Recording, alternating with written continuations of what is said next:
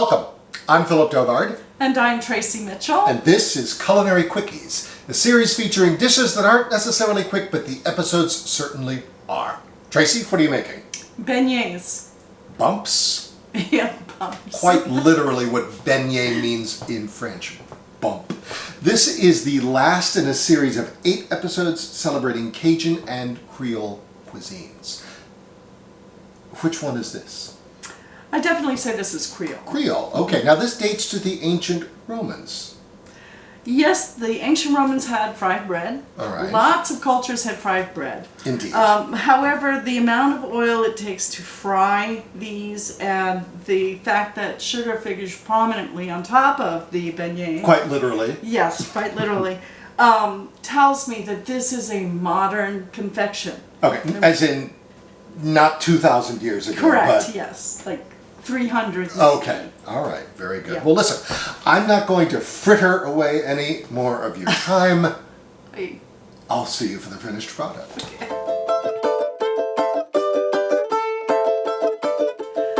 I'm using yeast in my recipe, but I'm also using baking powder. You'll find a lot of recipes online that purport to be the original recipe for beignets.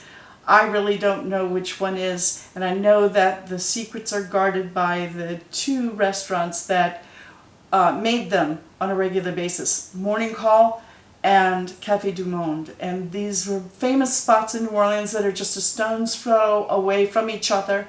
And I lived in the French Quarter growing up as a little child, and my parents would gather us all together on Sundays and we'd walk down the few blocks it was to Morning Call, sit, my parents would read the newspaper, and we'd spend the next hour to 90 minutes blowing powdered sugar on each other. Anyhow, let's get started with this beignet recipe. The first step is to feed the yeast or proof the yeast. We're going to start with water at 110 degrees Fahrenheit and no more than that. If it is a little hotter, we'll just wait a few minutes or put a little cool water in there.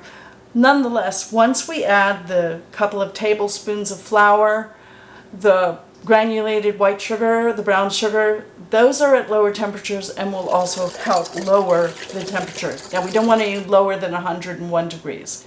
Okay, just 1 degree lower than it should be. We need to heat it back up. So I nuked this for a couple of seconds. Let's see. Close enough for social science. It's now time to add the yeast.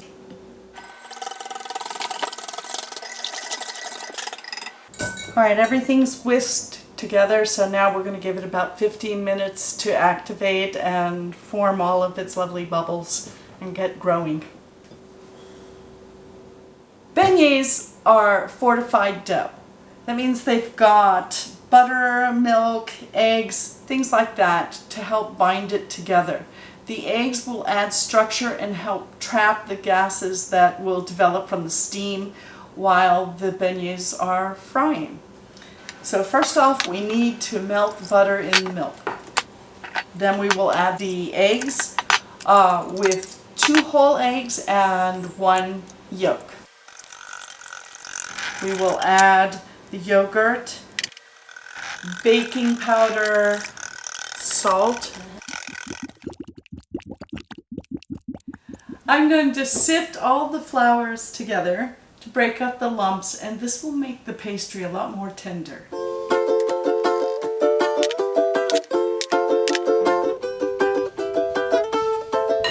I've heated the milk mixture up just a bit so that when I add the flour and the yeast will activate very quickly and we'll have a quicker rise. I'm going to add a cup of the flour mixture now and get this to hydrate really quickly.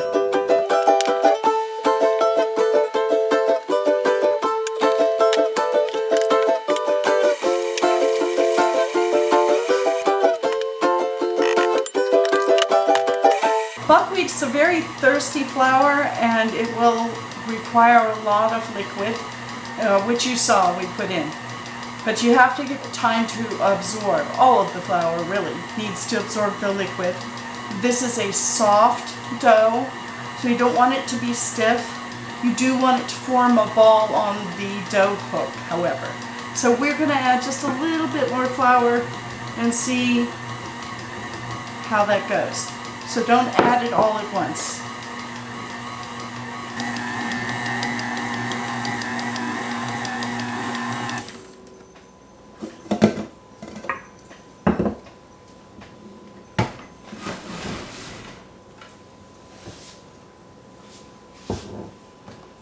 I'm going to scoop along the sides here.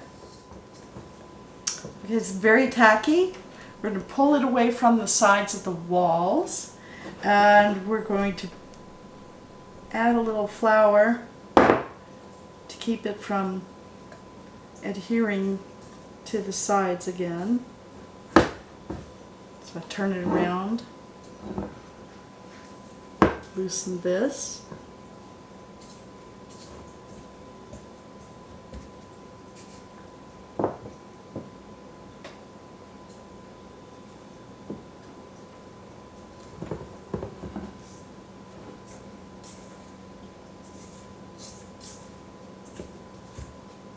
Okay.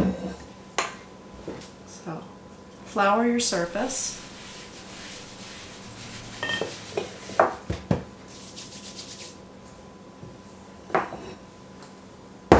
Dump her out.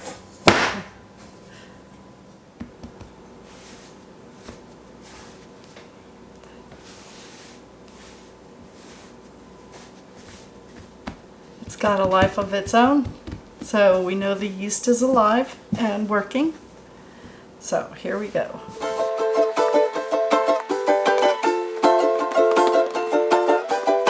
We want to build some structure, but we don't want this dough to be tough.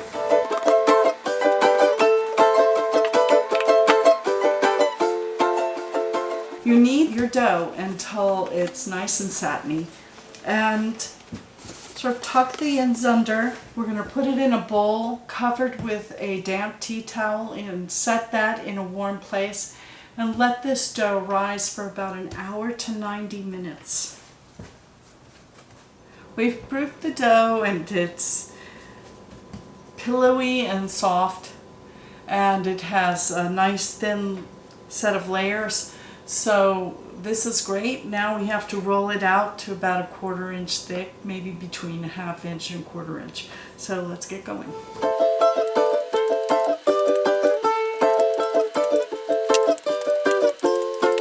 Don't worry if your dough opens up like this. You can always just cut around it. Now we're ready to cut the squares. You can use a bench scraper like this with a sharp edge and a measurement on the side. So we want to make these squares about 2.5 inches by 2.5 inches. Don't worry about the uneven edges. When they fry up, it doesn't really matter how straight you've cut the edge. They're going to twist and turn. So just go with the flow here. Finalmente. All right, so you're probably saying to yourself, what am I going to do with all of those beignets? It's true, a beignet is best when it's just out of the pot. You want them warm and fresh. But the good thing is you can freeze this dough. Once you've cut them into shapes, you can neatly package them and put them away in your freezer, and they'll keep for a good long time. When you take them out, you do want to let them thaw. Let's take the temperature of the oil. We want it to be somewhere between 350 and 375 degrees Fahrenheit, preferably to the cooler. And we have 360, so that's good. This will happen very quickly. You don't want the oil too hot or they will brown before they even get a chance to really puff up. Don't take your eyes off the oil. And stay to about 3 per pot.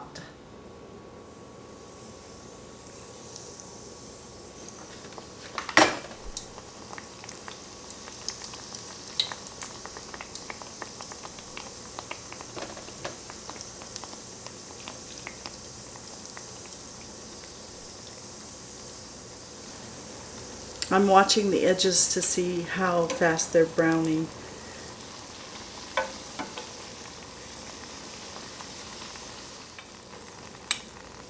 There you can see the characteristic bump from which beignets get their name.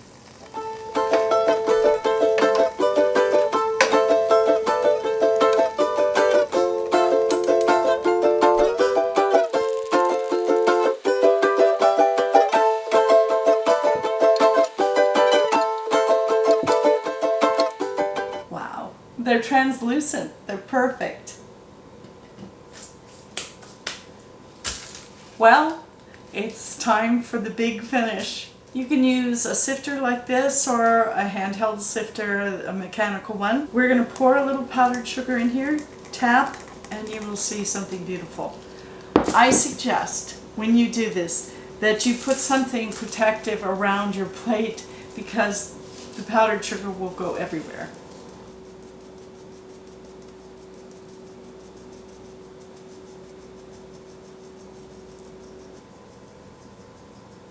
Don't skimp. This part's the really important part.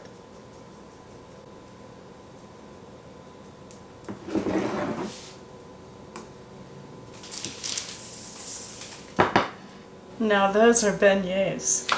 Et voilà, les beignets. These look wonderful. Wow. I see why this is so popular as a dessert order. It saves diners a trip to the powder room. Shall I? Yes, if you dare. I do dare. Just watch out for stiff wind.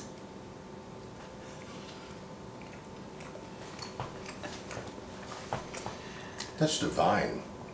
Thank you. These are like clouds. Yeah. Bumpy clouds. Bumpy clouds. Beautifully done. I'm going to pop a raspberry while I'm at it.